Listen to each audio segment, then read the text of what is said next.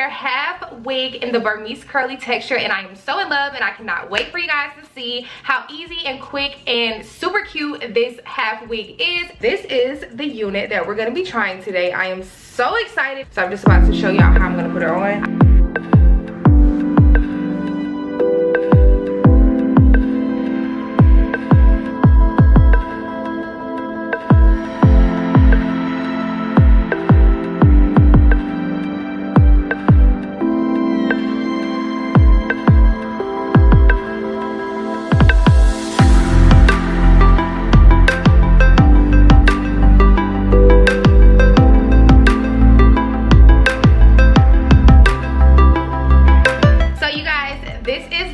Look of the hair. I am so in love with this wig. This is about to be my new favorite wig. Y'all know where she came from. This is the 𝐈𝐒𝐄𝐄 Burmese curly hair.